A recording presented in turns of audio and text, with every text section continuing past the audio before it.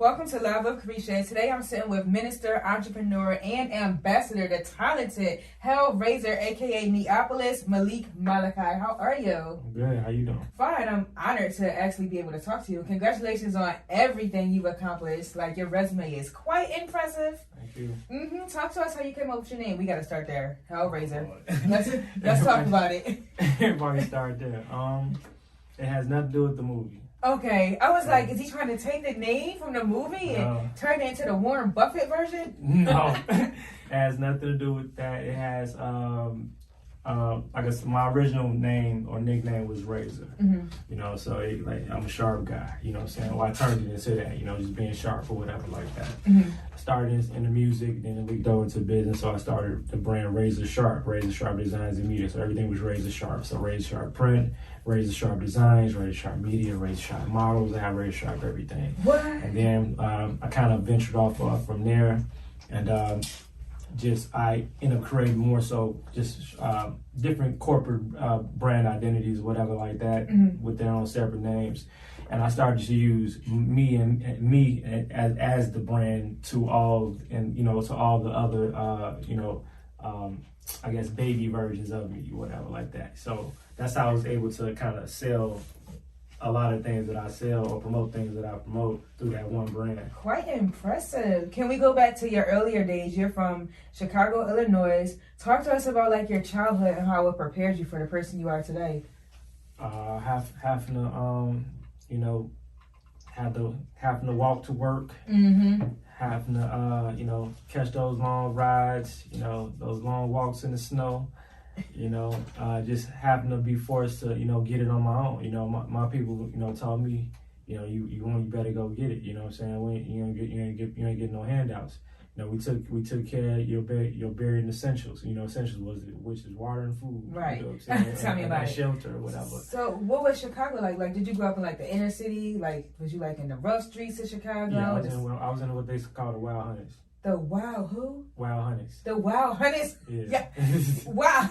Y'all be about your life in Chicago. Yeah. So, okay, how was your childhood? Was it filled with like, fighting? Did you have to go through a lot of trials in school or? Yeah, well, it was, I actually went to, early I started off at a Christian school, you know what I'm saying, in grammar school. My mother always tried to keep me out the way though, you know what I'm saying? So, long story short on that, I went to a private school for a couple years. I went to grammar school for a couple years. So I had like a diverse experience. And then I guess my mother wasn't pleased or didn't feel safe with the circumstances and conditions of the schools where I was at then. So she snatched me out of school for 5th grade, 5th through 8th or whatever. And I came back and, 5th and 6th. I think I came back and finished 8th grade. And I just ended up taking the test, getting the 8th grade, completing and graduating, whatever like that. But I was homeschooled for 2 years. Bravo. Okay, so your mom, she actually took like the necessary steps to make sure you didn't really experience that lifestyle out there. Yeah. So I guess it's safe to say that's what pretty much shaped you to be an entrepreneur you are now because of the stuff that your mom did.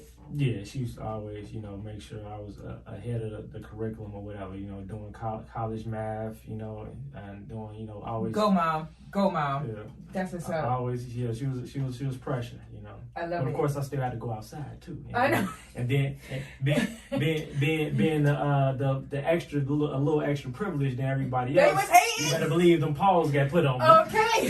So she couldn't teach you how to fight, but she got you the books well, first. she made sure I was in martial arts. Oh, okay. She did real good. Yeah. So I always knew how to fight. But it's the whole fact of not being afraid to fight and defend yourself. I love it. Of all the talents that you possess, what would you say is your best business aspect?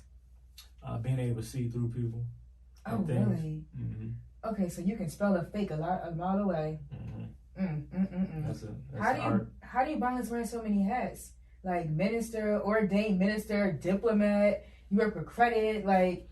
I learned what I treat my business life like they did back in the day as far as like you ever seen the Kung Fu movie where it wouldn't be odd for a Kung Fu master to go and train and practice with several masters. You see what I mean? Once he learned Kung Fu, cool. Boom, you leave, you go Taekwondo, now you go Tai Chi, now you go and master all these arts, and he turns them to his own. Do you wanna hope to one day pick up some more trades? Like, you already got so much under your belt. Like, we're gonna touch on it at home, but like, do you plan on learning about other things, opening up another business? It's unlimited. You know what I'm saying? Like, yeah, I plan to get to a point of being able to more so settle down and more so focus on things that I just want to do personally for myself, as far as me, enhancing my abilities as far as spiritually and just mentally in general. But yeah, so that's what I'm gonna get to. So whatever businesses I have to get involved in and focus in on, just as far as the foundational peoples or what the people need and to be able to navigate out here, I'm gonna focus on that. But after that, I'll be the monk that's sitting on a mountain meditating and stuff for 12 hours a day. The rich monk. The rich monk. You definitely won't be broke. I need the money too. That's the difference. Oh, we're gonna talk about it. You created your own app, the Trade app, the Trade Capital. Trade Capital Wallet. Yes, Trade Capital Wallet. Mm-hmm. So it's an app about credit. Mm-hmm. Okay, and the app is finished already. It's available for Google and Apple Store. Right. Congratulations! So in the app, we're teaching people how to build their credit. Do you do credit repair on there as well? No, the app is sort of like the alternative to NAV, if you heard of NAV. Mm-hmm. So with this app, this is for members only. So people that are building credit, because we offer credit from our company. So our company extends credit from our company to yours. So we report directly to the credit bureaus. Wow. So once we start building, it's still things that you need to understand and do on your end to help build your credit. You know what I'm saying?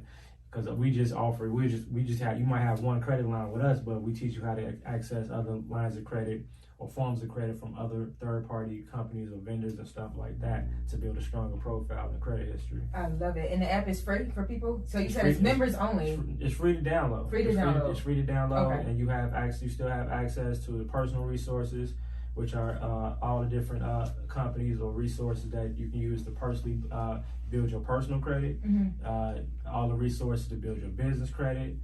It has you can access your credit repair portal if you're a credit repair. I hope they're taking notes at home. Free you can log game. in and check the status of your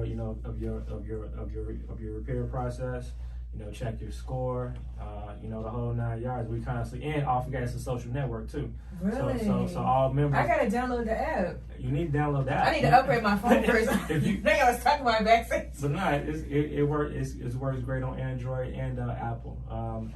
Actually, it's more efficient on Android right now, simply because it's a navigation issue we're having with Apple right now. But we ironing that out. But other than that. Yeah, definitely download that app. This is the one that wallet. We called it the wallet for a reason. You shouldn't go home without that, because once you start acquiring all these personal accounts to help increase and build your credit, mm-hmm. and now you're balancing all these new foreign companies you've never heard of to build up your business credit, people tend to forget. Tend to forget, like, what was the name of that company? So now, guess what? You might end up being late for a payment or whatever. But if you got access to this wallet, mm-hmm. now you got all the accounts right there. Bravo. Black excellence. That's amazing. So you're a firm believer in the importance of health and wellness and the importance of taking care of yourself. My question is, do you feel like with the rise of social media and so many faces in the Black community that come up with different holistic wellness businesses, and we got the marijuana thing going on, THC, do you feel like we people are starting to take more awareness of mental health in the Black community? Yeah, I think with a lot of the negative issues that's going on in the world, people are becoming to be more conscious in general. People are starting to do what people weren't accustomed to doing, which is ask questions.